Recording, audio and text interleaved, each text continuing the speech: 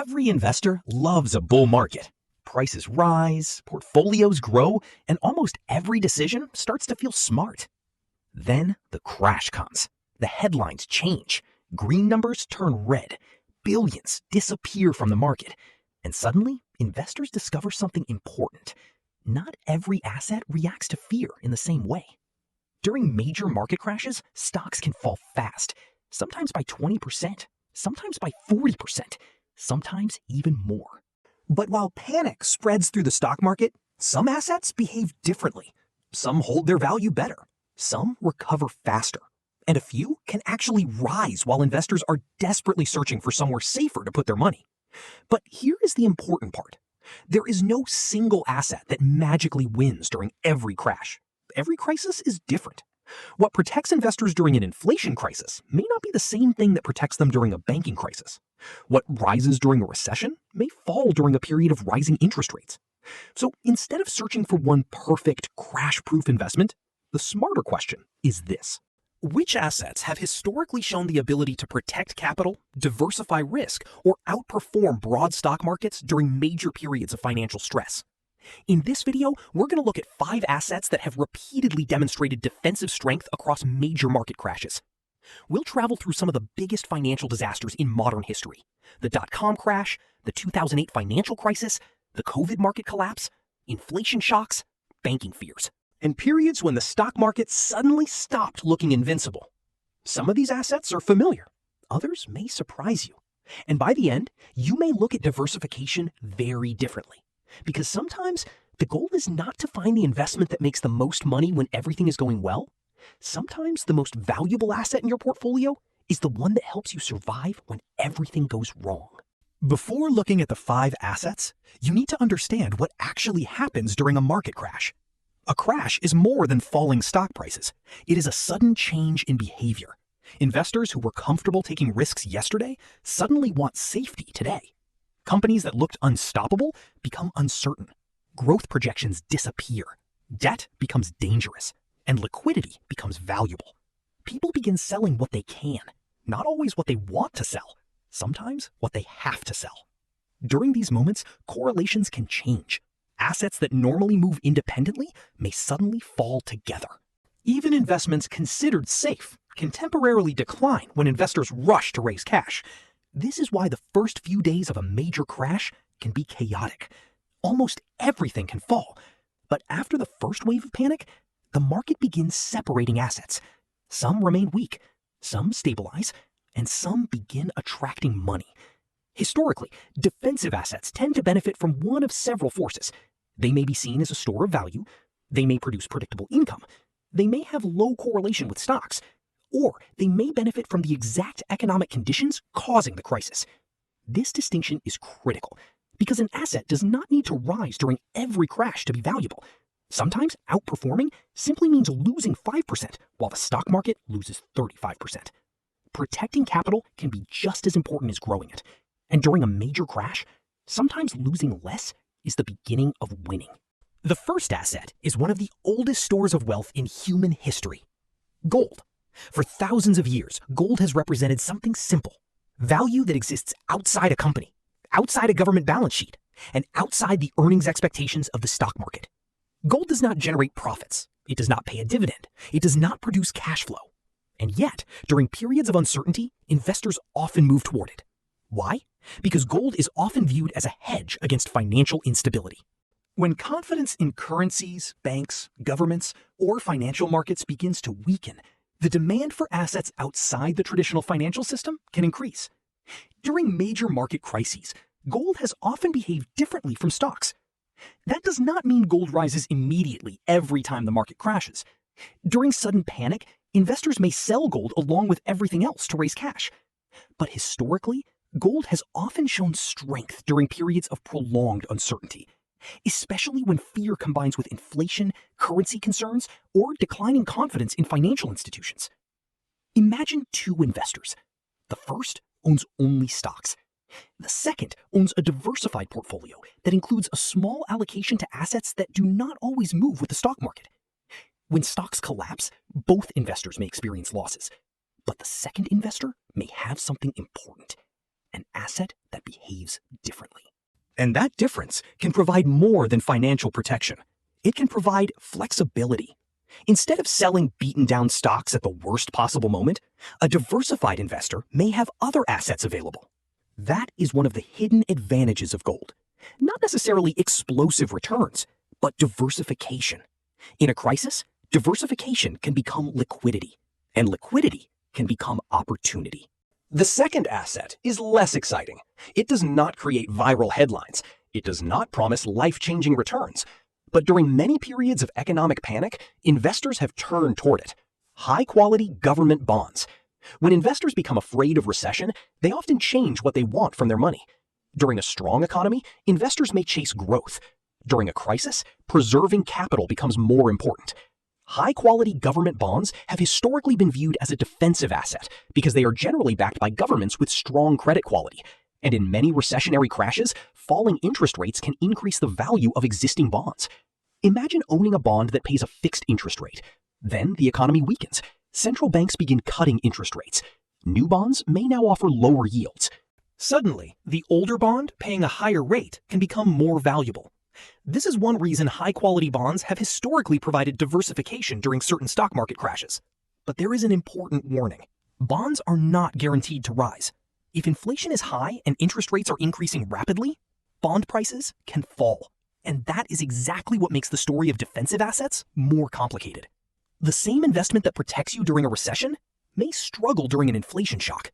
So the purpose of bonds is not to predict every crisis perfectly. Their purpose is to create balance. When stocks are performing well, bonds may feel boring.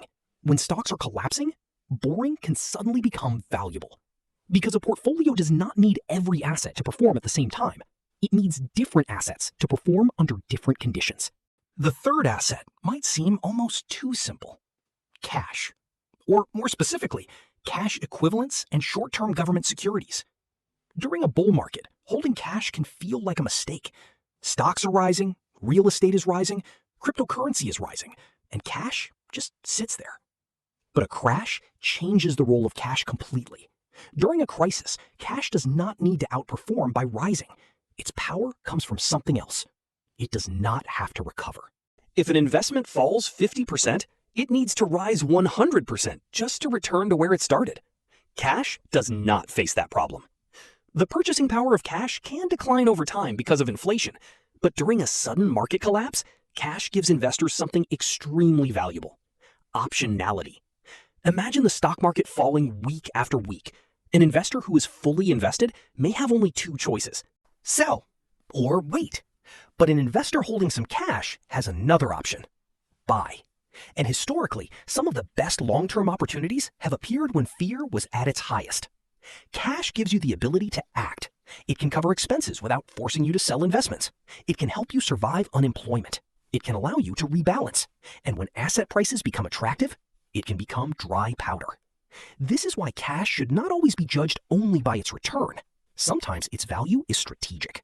A fire extinguisher has no return until the moment you need it. Cash can work the same way. The fourth asset might sound surprising because it is still part of the stock market, but not all stocks behave the same. During major economic downturns, investors often distinguish between companies they can live without and companies they continue using no matter what happens to the economy. These are often called defensive sectors, businesses connected to everyday necessities: food, utilities, healthcare, consumer staples, essential services. During a recession, consumers may delay buying a new luxury product. They may postpone expensive travel. They may reduce discretionary spending. But they still need electricity. They still buy basic goods. They still require essential services. This does not mean defensive stocks never fall. They can, and during a major panic, they often decline with the broader market. But historically, some defensive businesses have shown greater resilience because their revenue can be less dependent on economic growth. And companies with strong balance sheets and sustainable dividend policies can provide something investors desperately want during uncertainty: income. When stock prices are falling, a dividend does not eliminate the loss, but it can create a cash return while the investor waits for recovery. This is where the quality of the business matters. A high dividend yield alone is not protection. A company paying a huge dividend while drowning in debt may be extremely vulnerable. But businesses with stable demand, strong cash flow, manageable debt, and a history of maintaining or growing dividends may behave differently during a downturn. The goal is not to find a stock that never falls. The goal is to own businesses that can survive long enough to recover. The fifth category is broader: real assets and selected commodities. These include assets connected to physical resources, energy, industrial materials, agricultural products, and in some cases, infrastructure-related assets. The reason these assets can become important during certain crises is simple. Some crises are caused by falling demand. Others are caused by rising prices. During a deflationary recession, demand may collapse, stocks may fall, interest rates may decline. Government bonds may perform well, but during an inflation shock, the situation can look completely different. Prices rise, currencies lose purchasing power, and the value of physical resources can increase. This is why a portfolio designed only for recession protection may still struggle during inflation. The economic environment matters. A barrel of oil does not care about a company's earnings multiple. Copper does not need a board of directors. Agricultural commodities exist in the physical economy. Their prices are influenced by supply, demand, weather, production, geopolitical events, and inflation. But commodities also come with major risks. Prices can be extremely volatile. They may go through long periods of poor performance, and unlike dividend stocks or bonds, many commodities do not produce income. So again, the purpose is not to replace stocks with commodities. It is to recognize that different assets respond to different economic environments. When inflation becomes the problem, owning only financial assets may create a vulnerability. Real assets can provide exposure to a completely different side of the economy. Here is the uncomfortable truth. No asset wins every time. Gold can fall. Bonds can fall. Real estate can crash. Defensive stocks can decline. Cash can lose purchasing power. Commodities can collapse. The reason diversification matters is not because it guarantees profits. It is because the future is unpredictable. In one crisis, the problem may be a housing bubble. In another, it may be inflation. In another, a banking crisis. In another, a global pandemic. Trying to predict the exact next crisis can become an endless game, but building a portfolio that is not dependent on only one possible future is a different approach. Imagine 5 different economic environments: strong growth, recession, high inflation, deflation, financial panic. A portfolio concentrated in one type of asset may perform brilliantly in one environment and terribly in another. A diversified portfolio may never look like the smartest portfolio during every bull market, but during a crisis, survival becomes the strategy. Because the investor who loses less may have a much easier recovery, and the investor who avoids selling at the bottom can remain invested long enough for the next opportunity. The biggest lesson from every major market crash is not about finding the perfect asset. It is about survival. A portfolio can recover from a temporary decline, but it cannot recover from panic if everything has already been sold. This is where diversification becomes psychological. When every asset you own is falling at the same time, it becomes much harder to stay calm. But when part of your portfolio is holding steady, or falling less, or producing income, the experience can feel different. You may still lose money, but you may not feel forced into making a permanent decision during a temporary crisis. And that could be one of the most valuable benefits of diversification. It gives you options. Options create flexibility, and flexibility can help investors survive the moments when markets become unpredictable. Every major market crash creates the same question. What do you do when the assets you trusted begin falling? History suggests that the answer is rarely putting everything into one safe investment. Gold can provide diversification during financial uncertainty. High-quality government bonds have historically offered protection during many recessionary shocks. Cash and short-term securities provide liquidity and flexibility. Defensive dividend businesses can offer resilience and income. And real assets or commodities can provide exposure to inflationary environments. None of them is perfect. None of them wins every crisis. But together, they reveal something important. The strongest portfolio is not necessarily the one that performs best when everything is going up. It may be the one that gives you the best chance of staying invested when everything is coming down. Because market crashes eventually become history. Headlines disappear. Fear fades. and markets begin searching for a bottom. The investors still standing are the ones who get to participate in the recovery. And sometimes, that is the greatest outperformance of all. This video is for educational and informational purposes only and does not constitute financial or investment advice. Past performance does not guarantee future results. Different assets can behave very differently in future market crashes, and all investments involve risk.